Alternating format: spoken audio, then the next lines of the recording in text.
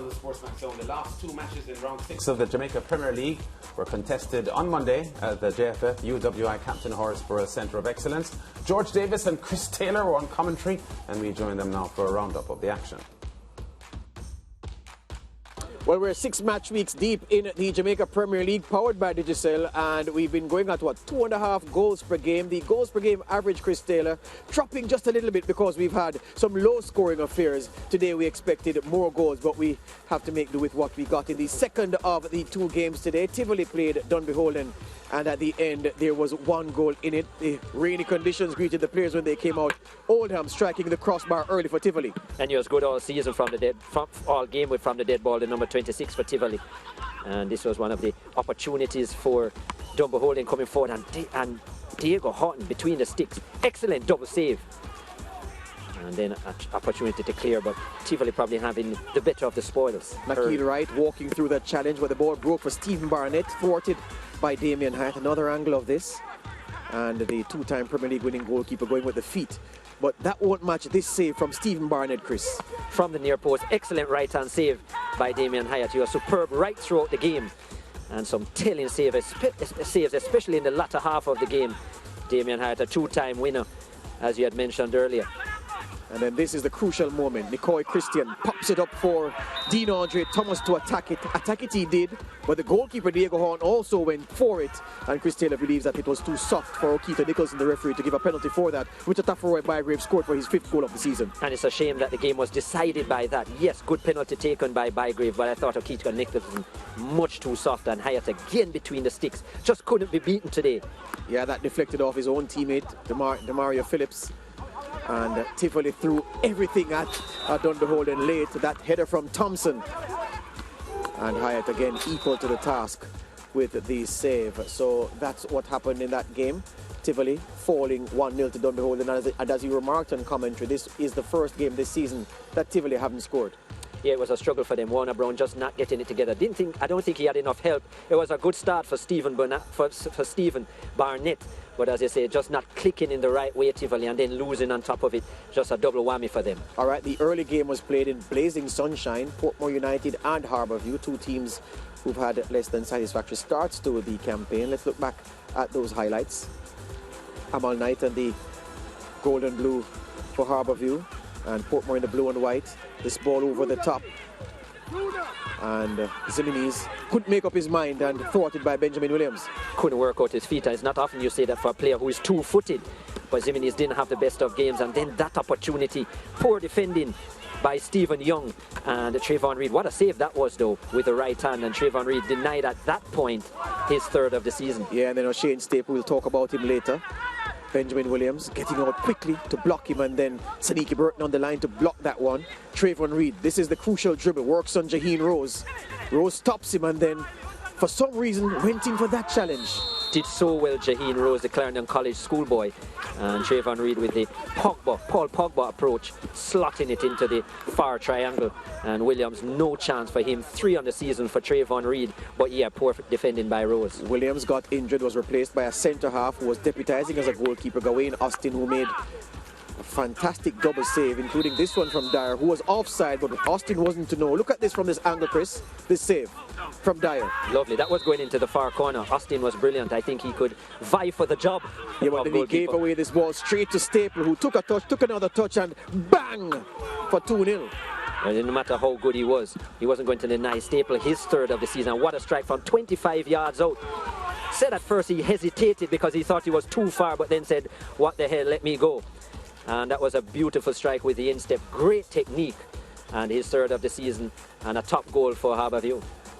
So Shane Staple with the 2nd there. Saturday saw Vere and Cavalier in the opening game of match week 6. And we're going to look at those highlights shortly.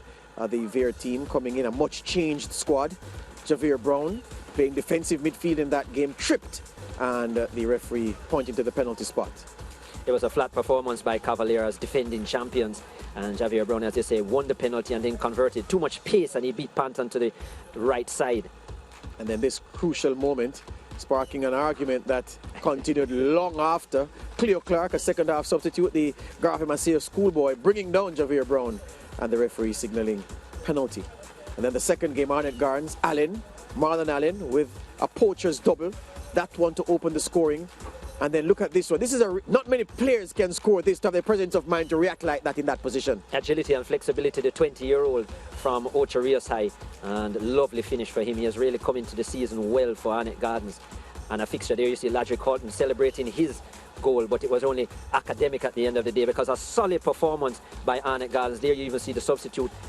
Ezra Simpson would come on only moments before, and he ran to hug Paul Teagut Davis. 3-1 to Arnett Gardens. So let's go. Humberland and Waterhouse, they clashed on Sunday, the first of the two games. And Andrew Vanzi from free kick range, Chris. 26 goals in his Premier League career, Andrew Vanzi, the captain, leading from the front, excellent with the dead ball. But unfortunately, his team couldn't hold it. Yeah, Keith Simpson there with a brave header. Got hurt in the process, but earned his team a share of the points. And then the classy Mount Pleasant continued to set standards. And this was a good performance from them. Alan Otti back from injury and back among the goals. Excellent. 1 goal and 2 assists for the experienced man and former reggae boy as well. Here is a pass that you'd pick up the 18-year-old. And lovely finish by Devontae Campbell, his first of the season and just his third in his Premier League career. And he's going from strength to strength. What about this piece of skill? Gets rid of Javon Brown and runs, attacks the defenders. And then lays it off to Otti, the flick to Ricardo Morris, whose calibrated left-footed effort, precise.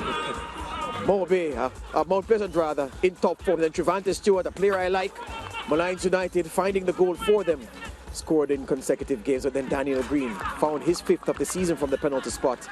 He's setting standards, this youngster, having his best ever season in the top flight. So this is the summary page of the results for match week 6. Dunbeholden beating Tivoli, Harbourview beating Portmore, Mount Pleasant taking down Malines, all square between Humberland and Waterhouse, Arnett beating Mobe, and Vere beating Cavalier in the first game of the selection. The table, Chris, looks like this. Mount Pleasant still on top, leading now by 3 points, so a bit of a gap imposed. Excellent stuff by him. Then Dunbeholden in 3rd position, lovely stuff.